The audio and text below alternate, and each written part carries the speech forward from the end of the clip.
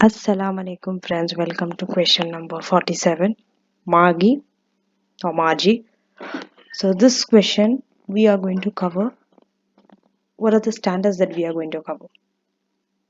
Even though I didn't read, still one should be able to know which standard. By just briefly saying one or two keywords will be there. For example, this is regarding SAR, share appreciation right. So this tells me that this has something to do with what? With standard, IFRS 2.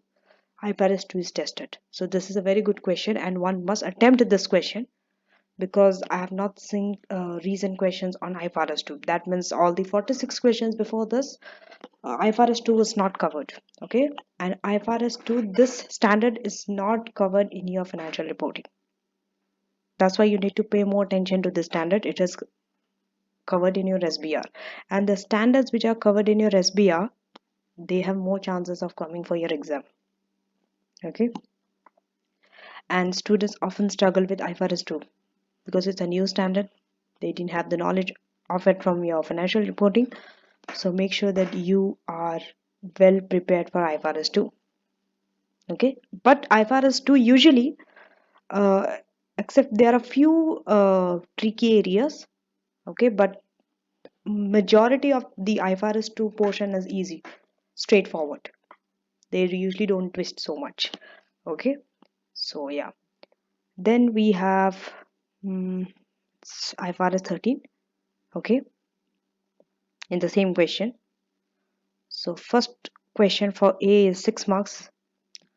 Then the second question is regarding, we don't know, but they told Margie requires advice about how to account for these two transactions. There are two transactions maybe, okay, for 5 marks. Then the third one is for 7 marks. The directors are unsure as to whether this transaction is a share-based payment and require advice as to how they should be accounted for the financial statements, whether it's a share-based payment or not. That's the question and it's for 7 marks. This is for part A. Now coming to part B. This is about your conceptual framework. Okay. Conceptual framework is also an area which will be coming. You will be getting a question. Current issue, conceptual framework, your analysis, additional performance measure. These are topics which comes in your question number 4. So you have to be prepared for this also, other than your knowledge of your IFRS and IAS standard. So now discuss the extent to which each of the director's comments is valid. You have to say whether it's valid or not. There are 3 comments that has been made. Okay, for 7 marks. So let's first finish with A because we have a specific standard, so we know how to deal with it. Then we'll come to part B. The first one is okay. So is a publicly limited company entered into several share related transactions? So he has entered into several share related transactions. And how do you account for this? On 1st of May 2002, date is very important in share based payment. Okay, 1st of May 2002, they granted how many? 500 share appreciation right to its 300 manager. How many? 300 manager. All of the rights vested on 30th April 2004. All of the rights vested on which date? 30th April 2004. 2 years from the day they were granted. That is this date. But they can be exercised from 1st of May up to 30th April 2006. Another 2 more years. They can be exercised from this date to this date. At the grant date, the value of each was 10. The date they are granting it. When is it? 1st of May 2002. Sorry, the option, right? Okay, this they are granting on 1st of May 2004. On that day, the grant date, the fair value is 10. The value of each SAR, that is 10. And it was estimated that 5% of the manager would leave during the vesting period. During the vesting period, 5% of managers will leave. And the fair value of each SAR is as follows: 9, 11, and 12. Okay. All of the managers who are expected to leave employment did leave the company as expected before this one. Okay. How many you were expecting it? 5%. All those 5% left. as expected before 30th April 2004. On 30th April 2005, 60 managers exercised the options when the intrinsic value of the right was 10.5 and were paid in cash. Now, Marge is confused as to whether to account for this SAR under IFRS 2 or IFRS 13 under fair value measurement, because they have been mentioning fair value, fair value, fair value, and they would like advice as to how the SAR should have been accounted between the grant date and 30th April 2005. Okay, this is 5. There are two requirements here. If you can see the word and, whenever there is a and, it shows that before and it's one requirement, after and it's a second requirement. Okay, so this will tell you that there are two requirements here. One, you have to say whether you have to account under IFRS 2 or IFRS 13. First requirement. Second requirement is how do you account between the grant date and 30th April 2005 for the SAR. For that, definitely you have to use IFRS 2 only for the second part of the requirement. Okay, but looking at this thing, you must be thinking that it's IFRS 2. It could be, we'll see. Okay, so for 6 marks. Okay, so you can say maybe 3 marks for first requirement and 3 marks for how do you account between grant date and 30th April 2005. That is this date. Coming to the answer. How do you write this answer? Because there are multiple requirements. The two requirements are there. So when there are two requirements, okay, how do you do?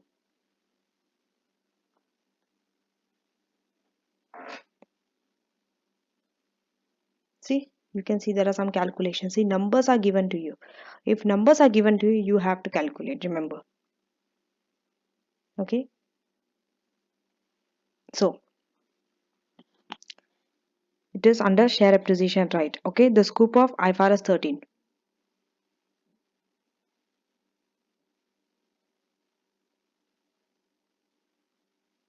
What does IFRS 13 says?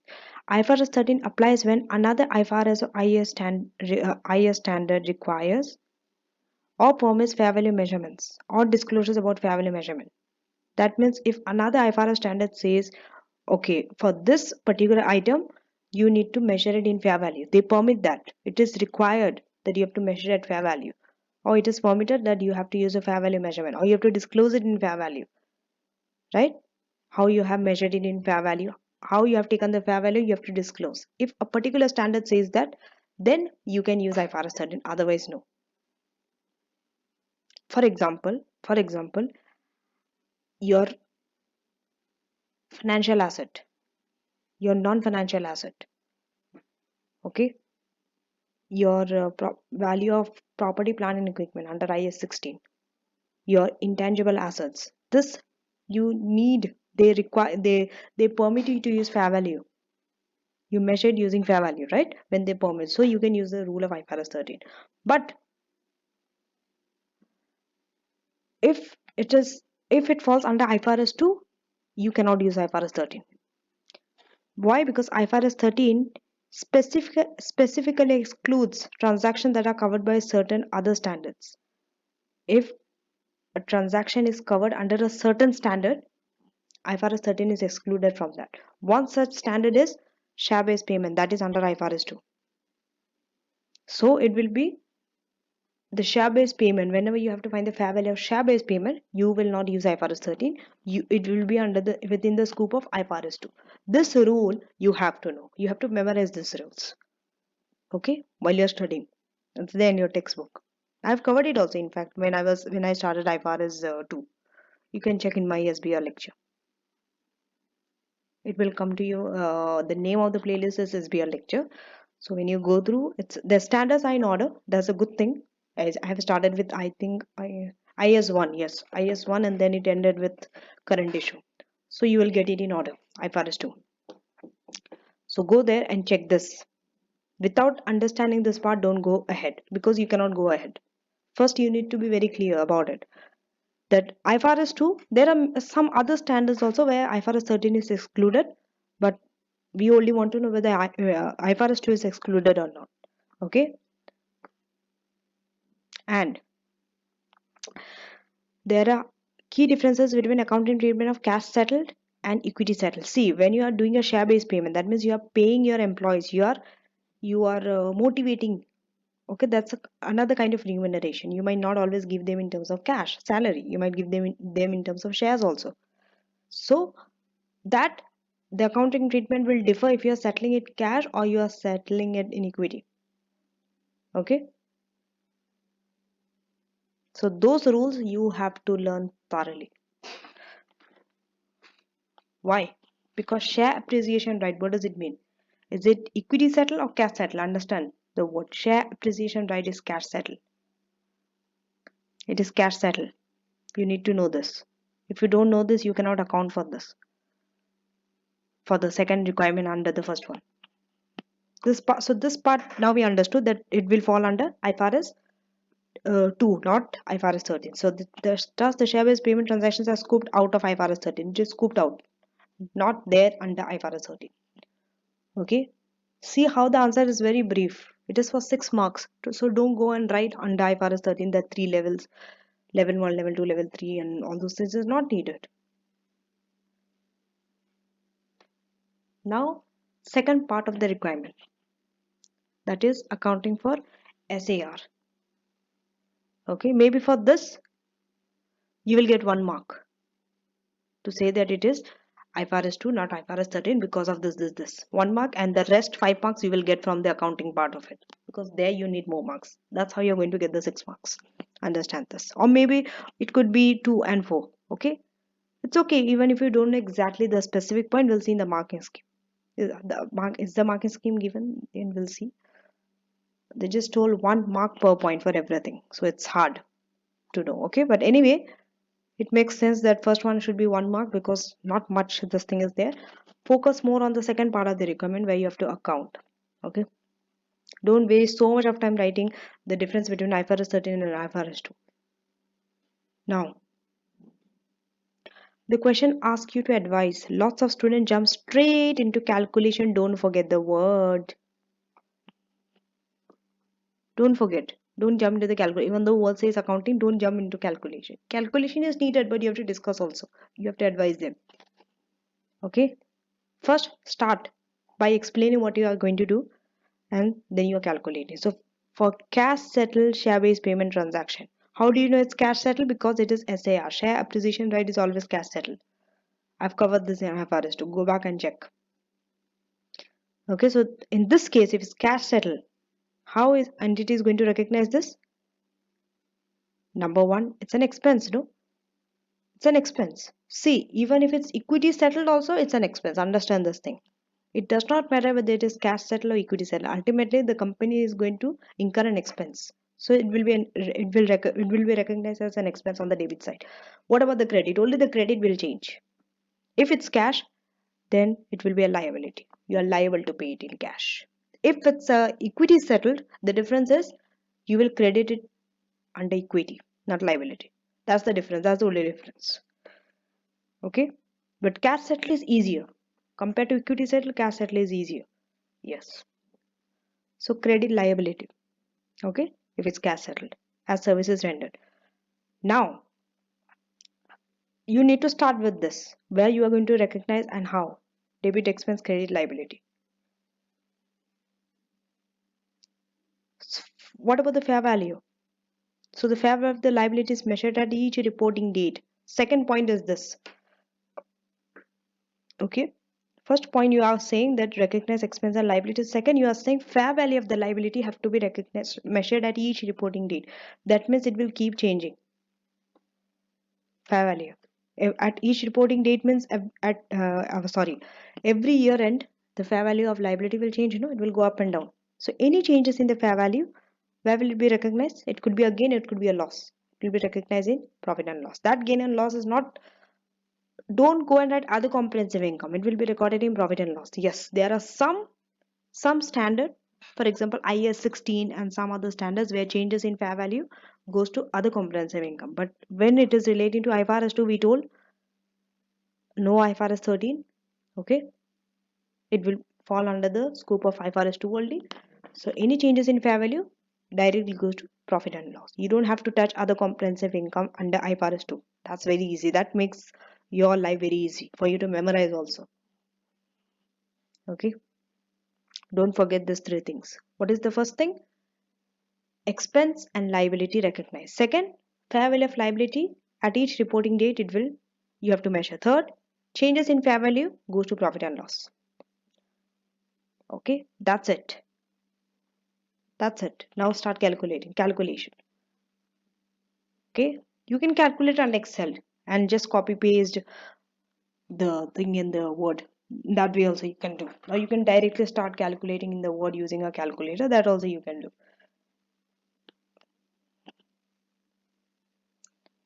Now, but don't put, for example, some of you, what do you do? Directly you put this in your calculator and you just put this amount. You don't put this. This working needs to be given.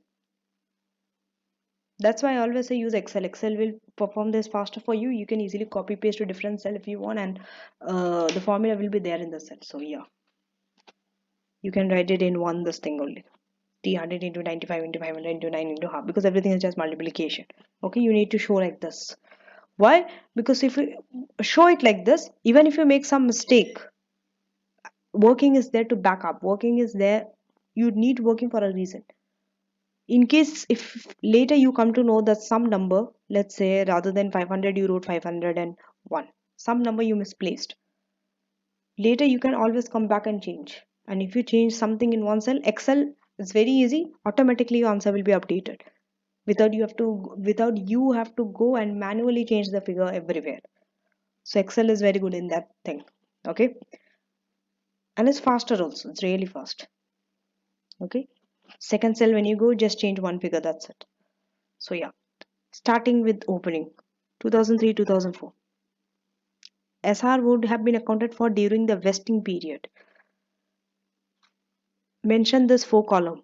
Okay, Excel already column is there, so no need to waste time in Word. If you are trying to do this, it will waste a lot of time. Why? Number one, you have to create a table, decide on the rows and the columns, and then use a calculator. Every time you have to input in the calculator, because you cannot copy paste the computer, the online calculator that you have, you cannot copy paste the figure from there.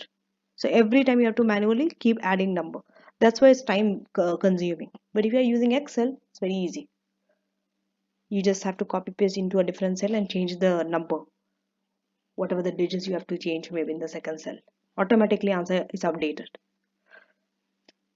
You have to understand the year also, and which time you have to calculate this expense and liability. Just because they have given, what is it, 3 years, or some of you might write 30th April 2006 also. No, you don't have to write. All is not required. Only during the vesting period. All of the rights vested on 30th April 2004. So only this 2 year you have to write. That this is your vesting period. 30th April 2003 and 30th April 2004. This is the time period. Okay. So start with 30th April 2003. How are you going to start? You have been told that there are 300 directors or employees or managers, whatever it is. Employees are 300 into 95%. Why? Because 5% is going to leave. So that's why into 95% into 500. Why? Because 500 share appreciation right is there. Into 9. Why into 9? Because you have to take the fair value at this date. When it's a share option, what is the difference? You always have to take the fair value at the grant date. But when it comes to share appreciation, right, you have to take the fair value at that date, because fair value will change. When it's a share option, fair value will not change. It will remain same only at the grant date. This is the difference, second difference. So 9. And why half? Because you are dividing that over 2 years. 2003 and 2004. That's why you are taking half. That means divide by 2 years. Divide the whole thing by 2 years or into half. It's the same thing. So this one. Remember, when you are taking in the first year, opening is 2003, there will be no expense, no liability. So whatever the expense you get will be your liability. Understood? This is your expense you are calculating to your calculation. 4 columns you have to write: year, first column expense, second column liability, third column calculation, fourth column. Okay, and the dollar sign obviously. So this is expense, and this expense will go to your liability only. Update. Okay, update. You are not calculating liability through this. You are calculating the expense. That expense will go as a liability only. Same expense and liability will be same in the opening year. No opening balance. Second year only issue comes, because second year only the increase amount you are going to write in the expense. How much it has increased from the previous year to this year.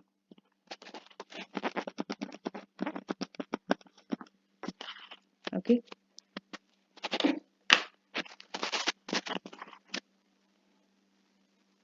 So second year if you take, it will be same 300, because they told actually they are going to 95 only. This also will be 500. The only difference is fair value changes, and there's no into half. Okay, because it will be, if you can write this, it will be same only, into 2 divided by 2 for the second year. Okay, it's 1, so no need for the last year, no need to do any fraction, because you are not dividing it across any year. That's the last year. 11, because if you see at that day the fair value is 11, you see fair value will change. 11, the only difference is that 11. If you do this in Excel, exactly copy paste what is there in the above cell calculation, and just change the fair value from 9 to 11. That's it, and you will get this figure. This figure you will get. But in the expense part, you cannot write this figure. This will come as a liability. Understood? Then how are you going to do expense? Simply this minus this divide deduct, like the difference between this and this liability, that will be the expense. In short, how much your expense has increased from here to here, from 641,250 to 1,567,500. Just find the difference and you will get 926,250. So in the expense, in the profit and loss account, only the increasing amount you have to write, but the liability, the amount that you have calculated, will be your liability, that whole amount. Understood? Expense, it will be different in the second year. This time only the increasing amount, from 641,250, how much it has increased to, how much the increase should be for it to be 1,567,500. Just find the difference and you will get. Now, so until the liability is settled, wait, just give me a minute. I want to check the date again, because they told between the grant date and 30th April 2005. Remember the dates. Okay, and the grant date is 1st of May 2004. So still not over. Until the liability is settled, the entity must remeasure. Until you are settling this liability, the entity will keep remeasuring the fair value of the liability at each reporting year end. Okay, and at the date of settlement, when you're finally settling your liability, you are paying in cash. What are you doing? Any changes in the fair value are recognized in profit and loss. Any changes in the fair value go to profit and loss. So now, whatever the liability you are getting here, you will carry forward here. Understand that. On 1st of May 2004, closing balance will become opening balance. What amount are you taking? This, wait, this 156,500, 156,500. Not the expense, the liability. Okay. After that, cash paid. Definitely from your liability, whatever the cash you have paid, the balance will be your liability, right? So cash paid, deduct your cash paid. How much will be your cash paid? 60 into 500 into 10.5. How 60 into 500 into 10.5? See, they told who are going to exercise their options. That means who are going to take the share position, right? Only 60 managers out of the 300. So you only have to take 60. So 60 into what is the price? They told the intrinsic value of the right was 10.5 and were paid in cash. You have to take the intrinsic value, because this is paid in cash, and multiply this by how many share appreciation right is there? 500 share appreciation right. Multiply by 500. 16 to 10.5 into 500. That is the amount, that this is the way you have to do to find the cash paid. Multiply the managers who are going to exercise it into share appreciation right, the total number of share appreciation right, into the price, the intrinsic value. Okay, you will get the cash back, deduct it, and remember expense will always be the balancing figure. Okay, so that means before expense what should you find? The closing liability, that is on 30th April 2005, the next year. How are you going to get this?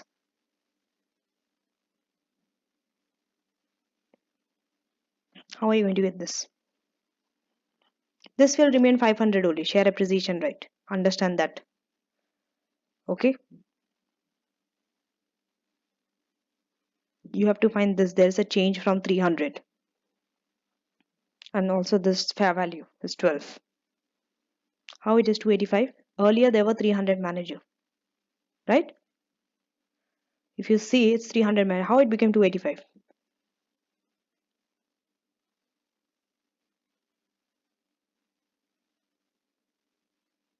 Just how it became 285? Simply they told 5% managers are leaving. So 5% managers are leaving means how much? How many are remaining? 95%. So just take 300 into 95%. 95% are remaining. That is 285. From this 285 that are remaining, how many of them are exercising? Already have exercised SAR 60. So minus 60 into 12. Why? Because at this day the fair value is 12. 30th April 2005. Okay, because the closing date, that means closing liability, you have to deduct the 60, the ones who have taken the share appreciation right.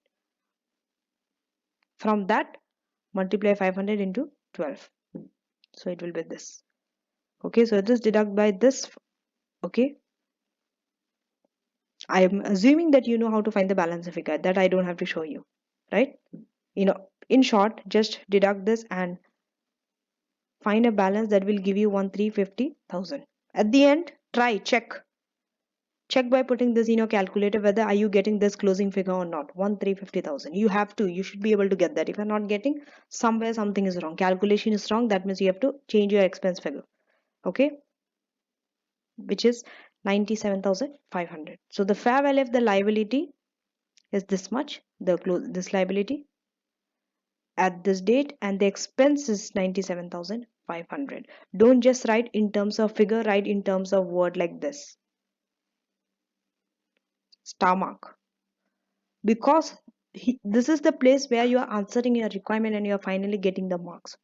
For all these workings and all, you will be getting just 1 mark. Just 1 mark, even though so many workings are there. Understood? But separately, you have to write it like this because there are two requirements. What are the two requirements? I will take you through again. Whether it will come under IFRS 2 or IFRS 13. Clearly, you told it is under IFRS 2. This is excluded. You have told. For that you are going to get the clear marks. Clearly you have to specify the requirement. You just cannot keep it in under the calculation. Then they told they would like to advise on how you have to account for the this thing between the grant date and 30th April 2005. That's why you have to write on 30th April 2005 what will be the liability and what will be the equity expense. Same way from the grant date also you are writing. You are writing down here. This is and the grant date. What are you doing? The date when you haven't settled your liability yet. So this after calculation you have to write. Here also after calculation you have to write. But you have to write. You are going to get marks for writing. Okay? Because you are answering a requirement at this point only. Don't forget. Okay? If you leave your answer, just assume that you do. Okay. I'm just cutting this. It's not here. Only you have stopped till this part. You are not going to get that mark. Calculation is there, yes. But you have to write properly. You have to advise. For calculation part, yes, you are getting marks, but not for the account like advising part. You're not writing. You have to write. Now we are coming to the second one, shared transactions. Okay. So this part of the question contains two separate transactions. We know one with shareholders and one with the supplier. Ensure that you address both issues in turn. Okay. We have to read this thing, the paragraph for that. It's short and it's for 5 marks.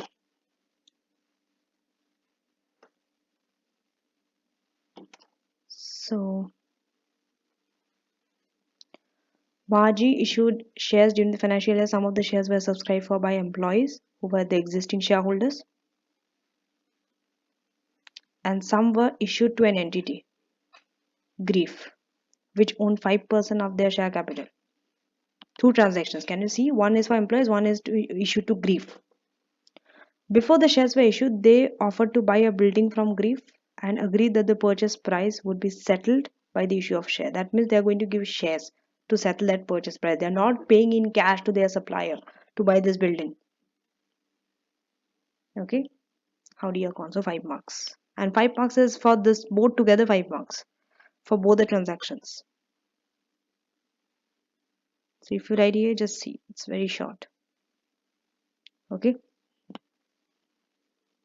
When you're writing answers like this, remember, for both, you have to write it in two separate paragraphs. This is for the first transaction, this is for the second transaction, and this is maybe an intro para explaining what is a share-based payment. So a share-based payment is when an entity receives goods or services. Here 2 marks, here 2 marks, here 1 mark, 5 marks. Share-based payment is when an entity receives goods or services in exchange for equity instruments or cash based on the value of the equity instruments.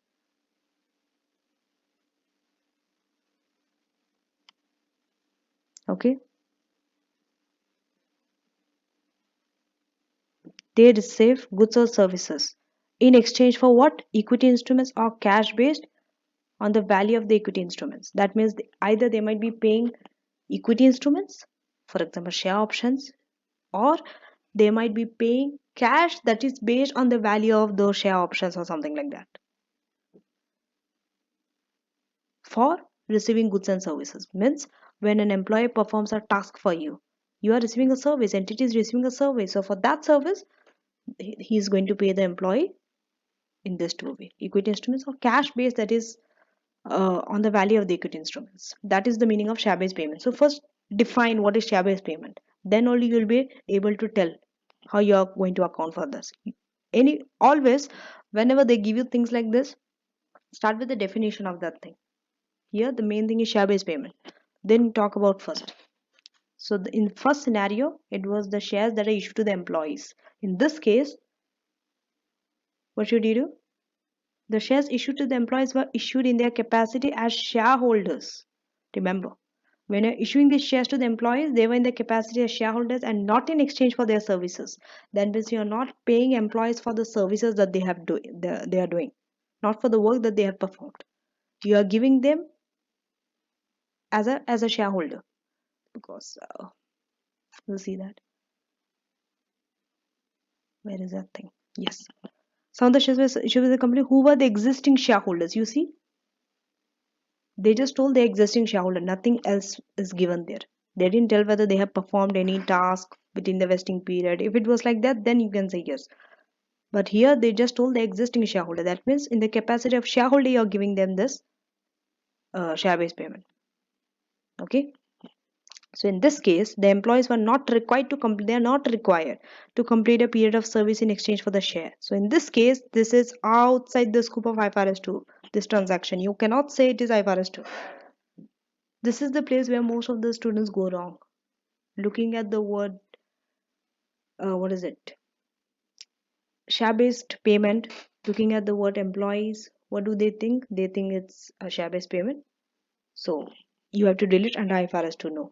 Clearly, you have to say things like this, breakdown, whether there's any exchange of services or not, whether they have a term or a period where they have to provide a service, but there is no requirement for any period of service for which shares are given. Nothing has been mentioned about this thing, services. Everything is about that they are shareholder. That's why this transaction is outside the scope of IFRS 2. Now the second one, this is regarding Grief. So Margie approached the company with a proposal to buy the building. Okay, they want to buy the building for which they are going to give their shares to them.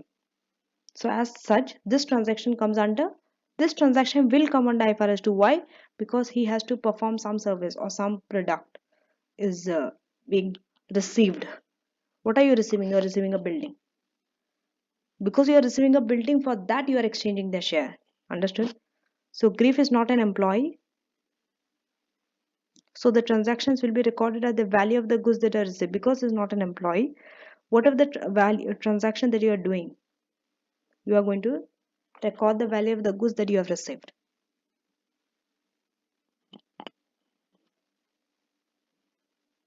This means that the building is recognized at its fair value.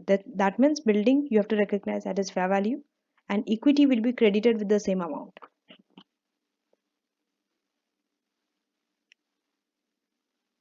Because this transaction come under IFRS 2. Okay? Why equity? It's an equity. It's not cash settled. It's an equity settled share-based payment. Because you are giving shares to them for buying that building. That's why you have to credit in the equity, right? Whatever the fair value that you are getting for the building, same amount you are crediting to equity. Same amount. Okay, and building you have to recognize at its fair value, because anyway when you are giving shares and all, you recognize it at fair value, equity instruments. So same, building also is an equity instrument in this case. Now we are going to the third, wheat contract. So as you can see, it's more about IFRS 2 in this question. Third. Okay, one transaction they have given here, you have to say whether it's a share-based payment or some other transaction. So they have entered into a contract with the producer to purchase 350 tons of wheat. Purchase price will be settled in cash and an amount equal to the value of this one shares. It will be settled in cash, equal to the value of 2,500 of their shares. They may settle the contract at any time by paying the producer an amount equal to the current market value. What is it? They will pay this much. Anytime they can settle the contract. Less the market value of 350 tons of it. Current market value of this much, less the market value of 350 tons of wheat. They have no intention of taking physical delivery of the wheat. No intention of taking the physical delivery of the wheat. Another standard comes in my mind when I was reading this. What is it? See, whenever you have to identify things, always see before answering. Also see, are you able to identify correct standards or not, and just check with the answer. Don't read the whole answer, just check. Okay, the standard I also have identified. That means you are having some understanding. You are able to interpret the case study. That's the must. If you are not able to interpret the case study, then even though you are writing excellent answers, does not matter. I mean, you're just going through and then checking the answer and then trying to replicate it in similar answer. It will not work unless you know how to interpret a case study, a question. Another standard is IFRS 9. Okay, so you have to see whether this is a financial instrument or it comes under IFRS 2. So this arrangement is not within the scope of IFRS 2. How do you know that? Because they are not taking the physical delivery of the wheat. For it to be an IFRS 2, you have to receive something, a good or a service. To receive means you have to accept the delivery of the wheat. You are not taking any physical delivery. Understood? So it cannot be IFRS 2. If it's not IFRS 2, you have to give the correct treatment, because the question is for how many marks? It's for 7 marks, I assume. Yes, it's for 7 marks. So you cannot just throw away your 7 marks by saying it's not this one. You have to tell the correct one then. So this contract is within the scope of IFRS 9. Why? Tell the reason. Always tell the reason why. Here also you have given a reason why it's not IFRS 2. Here also you have to give a reason why it is IFRS 9. This is the pattern of SBR answer. If you're telling a particular standard that it falls within this, you have to give reasons. Without reason, you cannot say that it's a financial instrument, so use IFRS 9. Because it can be settled in net. You can settle it in net. How do you know that you can settle this in net? Because they have not mentioned anywhere in the case study about net. This is why I tell you, interpret the question correctly. You have to be very aware when you're reading things, especially things like standards like IFRS 9, IFRS 2. These are very challenging standards.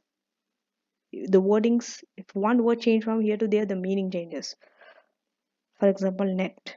Because they told they are going to settle this amount equal to this 2000 less the market value of 350 tons of bed. Less means you are netting it against each other. So the word less will tell you that you can net off. Okay. That's why it could be settled net and was not entered in for the purpose of the receipt or delivery of the item. You are not entering into this contract for the purpose of receiving that, for the receipt or the delivery of the item, in accordance with the entity's expected purchase sale or usage requirement. Okay, so what is this contract then? You're not receiving it also, you are not taking the physical delivery also of the weight, but still you are entering into a contract which you can settle in net. What type of contract? What is coming in your mind exactly? See, when you're reading things like this, something has to come in your mind. You should be able to picturize, because IFRS 9 you have studied everything, but what is that particular thing? The particular word is derivative. This is the area that you need to know. The contract is this contract is a derivative. It has nothing to do with what you know about IFRS 9. What do you know about IFRS 9? Financial asset is covered, financial liability is covered, equity instrument is covered, debt instrument is covered. It's none of it. It is a derivative. We also studied derivative under IFRS 9 only. Embedded derivative, hedging, this thing, right? So derivative. This area under IFRS 9, this portion derivative, don't forget. Because most of the time, whenever IFRS 9 is asked, derivative or embedded derivative has been asked. When I sat for SBR exam, I remember one of my question was for 5 marks on embedded derivative. I remember that. Even I got questions on IFRS 9. So that's why be very careful. So this contract is a derivative because it meets the following criteria. See, every time whenever you are giving a reason that this is this, you are giving reason also because. Whenever you are saying it's a derivative, you have to give reasons why it's a derivative. There are criterias. What are the three criterias for it to be derivative? Number one, its value changes compared to an underlying item. Its value is not only on, like, what do I say? It's not dependent on one thing. Its value is dependent on some other thing, some other item. Understood? So the value changes compared to an underlying item. If the value of an underlying item changes, the value of your contract changes. That's the meaning of derivative. First, so in this case also it satisfies that.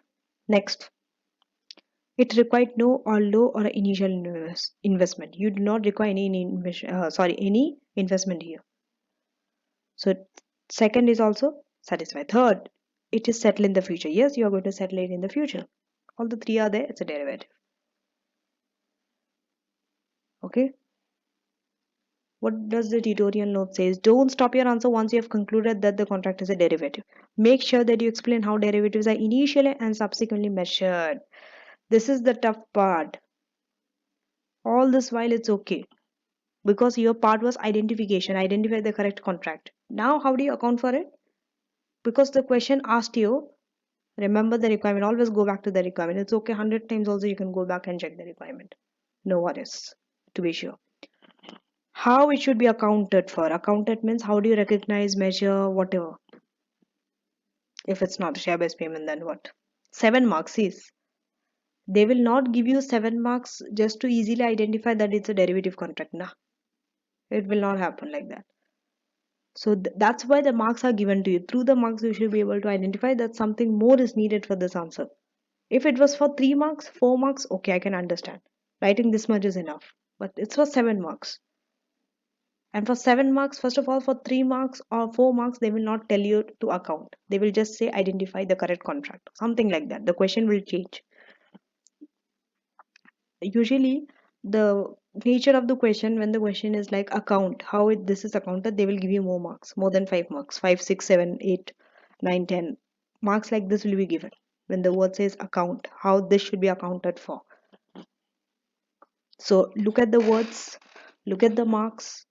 These are very important. These are hints. First start with initial, then start with subsequent measurement. Okay, so IFRS 9, they require derivatives to be measured at what? At fair value through profit and loss. Remember this.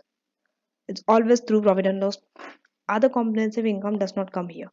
That might be coming under financial instrument, sorry, financial liability or financial asset or equity instrument.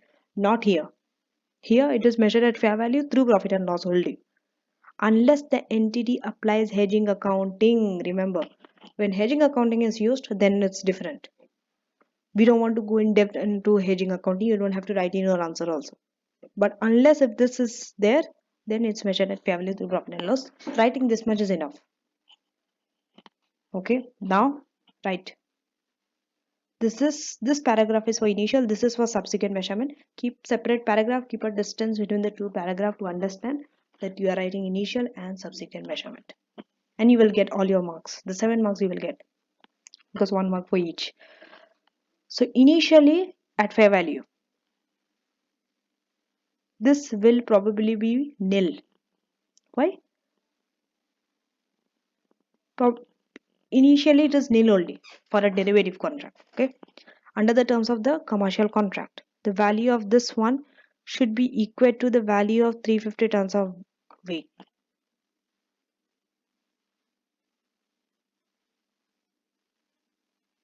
Next, you have to, this is subsequent measurement. That means you have to remeasure to fair value at each reporting date. It will change, fair value will change.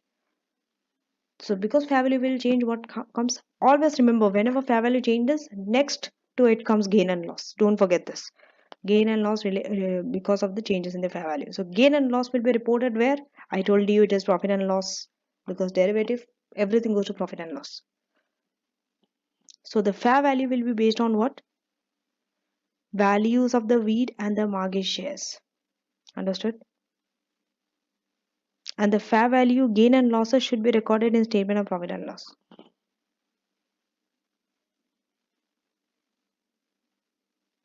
So this much is enough for derivative. Now we are coming to part B, share-based payment. It looks like that it's more on share-based payment. Usually section B questions are like that. That one particular topic they will take, and most of the time the questions are repeated for that, but questions are different nature. So part A is over, part B. Part B is only one question and is for 7 marks. 3 comments are given and you have to say whether it's valid or not. Okay, directors believe that some Ifrs are inconsistent with conceptual framework. They have made the following comment. First, recognition of an expense in respect of equity settled share-based payment with employees not in line with the conceptual framework's definition of an expense. To answer the first one, okay, what information do you need? You need 2 things. One, you should know, okay, how an expense is recognized if it's an equity settled share-based payment. Number 1. Number 2, what is the definition of an expense under the conceptual framework? This 2 you need to know to answer this. If you know, you can answer this without any difficulty. If you don't know the definition of expense under conceptual framework, you will find this difficult to answer, to say whether it's valid or not, because they are not consistent. Coming to the second one, recognition of a liability. So the main theme in the first one is expense. Second, recognition of a liability rather than income in respect of what? Non-refundable deposit received from customer is not in line with conceptual framework's definition of a liability. Here also same thing. You need to know the liability part. Third, internally generated brand meets the definition of an asset. This is about assets. So the fact that IS 38 prohibits their recognition contradicts conceptual framework, because what does conceptual framework says when it meets the definition of an asset? Recognize it. But IS 38 is not recognizing internally generated brand as an asset. So they are contradicting with each other. So now looking at this, what are you understanding? What are your views and thoughts? That you need to know 3 areas: expense, liability, and asset, from the point of conceptual framework and from the point of the standard that is given to you, to say whether it's consistent or not.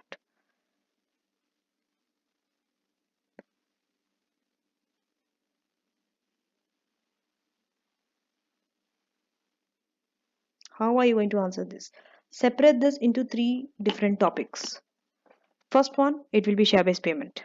When you're answering B, under that you're writing Then it comes non-refundable deposit. Then it is internally generated brand. So these three areas like this you are covering. Okay.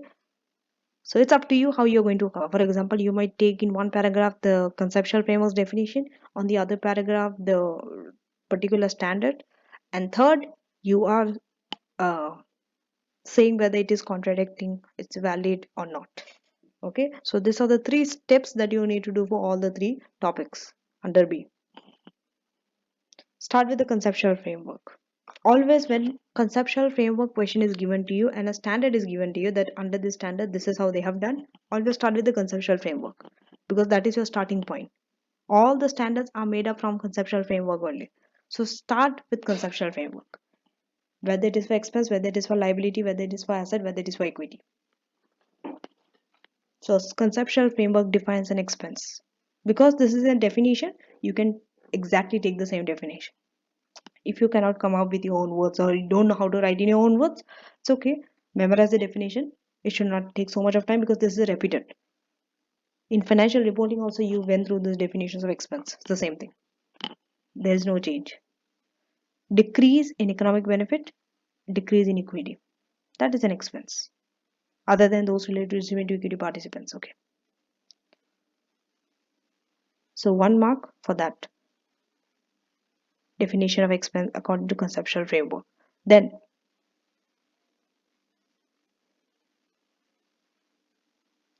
what is it? What is the first thing?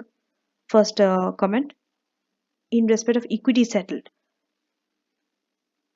This is not in line. But here, if you see what they have given cash settle. Maybe they have included this also. So in the case of cash settle, entity has an obligation to pay cash. Because entity has an obligation to pay cash means what? It's an expense.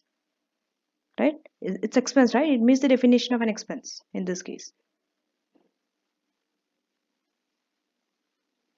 But in the case of equity settle, we are more worried about equity settle because the requirement also said equity settle. In the comment, they have talked about equity settle specifically, not cash settle. Cash settle is okay. We have an obligation to pay cash. That means cash is going out. That means cash is decreasing. Okay. Equity will decrease. So yes, it's an expense. It means the definition of an expense. It's going in line with the conceptual framework. If it's cash settle, problem lies in the equity settle. In the case of an equity settle, share-based payment, the entity is providing equity as a payment. Okay. So because they are providing equity, you cannot say there is a reduction in an asset or an increase in liability, is it? No, no asset is reducing, no liability is increasing to say that it's an expense because you are giving equity. So in accordance with the definition of an expense, okay, in accordance with the definition of an expense, because definition of an expense says that your asset should reduce or there should be an increase in liability, then it's an expense, but you are paying equity. No reduction in asset, no increase in liability. But according to Ifrs 2, you are recognizing it as an expense, right? So in fact, an equity settle has no net impact on equity also.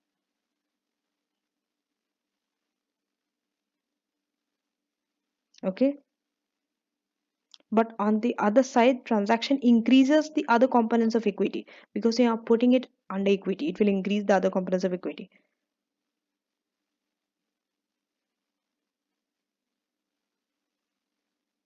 Okay. Although Ifrs 2 requires that you have to recognize what an expense for equity settled scheme, whether it's cash settled or equity settled expense, you have to recognize. It can be argued that this is not in accordance with the definition of conceptual framework. Clearly now you have seen, right? Because no decrease in asset, no increase in liability. So in this case, the board refute the above. They argue that employee service is an asset. Okay, what is an employee service? They say that this is an asset. That it is received by the reporting entity, but then simultaneously consumed. In other words, in accordance with the definition of an expense, there is a decrease in asset of the reporting entity. If you see, according to the definition of an expense, there is a decrease in assets of the reporting entity. Decrease in assets. How? because employee service is like a kind of an asset only, right? That entity is receiving. But this is decrease. There's a decrease in the assets of the reporting entity. How? Because simultaneously you are consuming it also. It is not something that you can keep and hold it and it will keep accumulating and it will increase. No, employee service, you consume it simultaneously, right? The entity is receiving it. So you can say that your asset is decreasing. Hence, it meets the definition of an expense. So that's why they both refute the above. That means they are disagreeing with the first comment regarding expense. It's a little bit difficult to imagine, but try to read it over and over again, you will understand it better. Okay, I hope at least some doubt of you are cleared. I don't know how well you could imagine it. That's why I was emphasizing on this point more before I go to the second. Now, second is liability, non-refundable deposit. Here also same. Be consistent in your answer. There also you started with conceptual framework. Here also you will start with that definition of liability only. It means there's a present obligation from past event. So now you have to see whether you have an obligation or not. In this example, immediately refer to the case study. 7 marks, and usually this is the last question, so you don't have time to waste. You have to do this question anyhow. Don't keep it. Don't omit this question. Okay. So there is no obligation to repay the cash because the deposit is non-refundable. It's not fundable. It's non-refundable. If it was refundable, yes, then you might have an obligation to repay the cash. Here you don't have any obligation to repay the cash. Some commentators believe that deposit amount should therefore be recognized immediately as what? They tell that it should be rather recognized as an income immediately.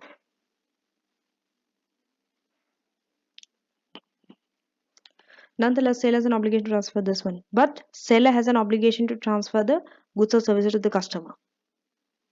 Goods and services are economic resource because they have the potential to produce economic benefits. As such, non-refundable deposit seem to meet the definition of a liability. So in this case also, you are refuting the comment. Okay.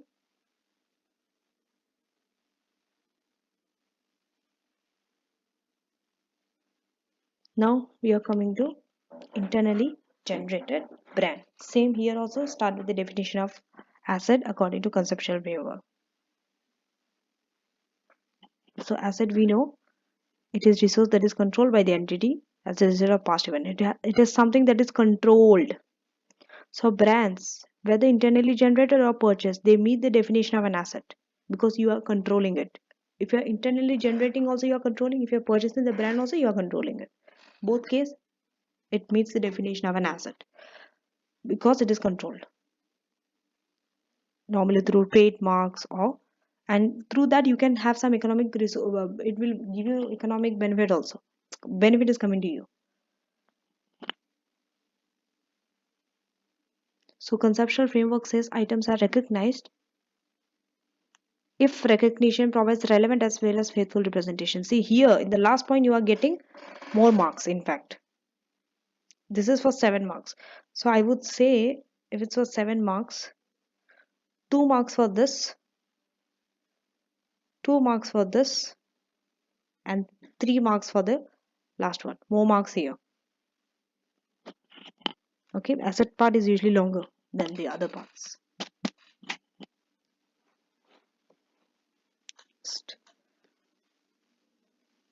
Okay, so remember when it comes to asset, don't forget to mention this. That's why additional marks are given for assets. One is relevant, one is faithful representation. Make sure that you talk about these two things in your answer.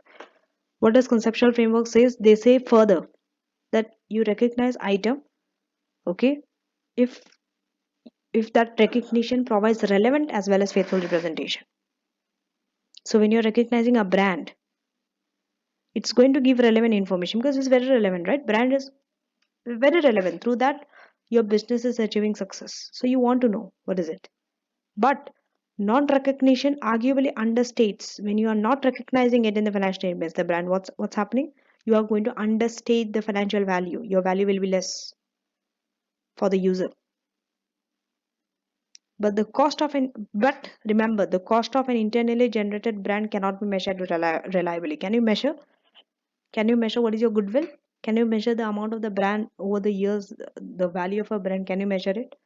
Quantify it? No, you cannot do it. It's very hard. It's difficult to quantify the cost.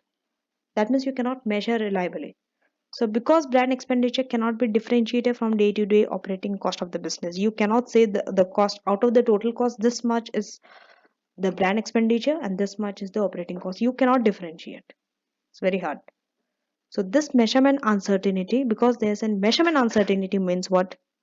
It is not possible to represent the brand faithfully. Yes, it is relevant, but it is not meeting the faithful representation because it's hard to measure reliably the cost. That's why faithfully you cannot represent the brand in the financial statements. So because of this prohibition in IS 38 regarding internally generated brand, we are talking about internally generated brand only, not about the purchased brand.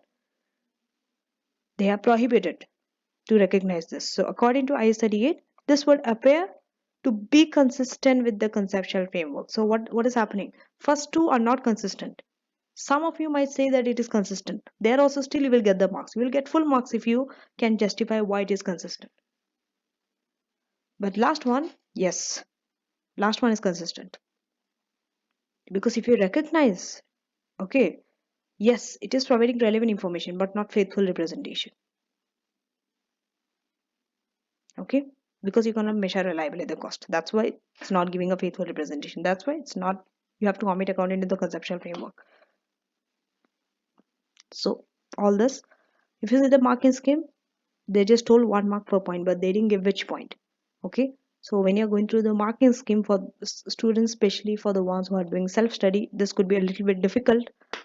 Okay, so that's why I recommend that you do watch my videos, because my videos, when you see, at least you will understand which points are there from the case study, from your answers are usually given in terms of paragraph like this, but it's hard to find where are the points and how many points are there included, because it's just in a paragraph, 2 or 3 paragraphs. So yeah, so till then, see you in the next video and do take care.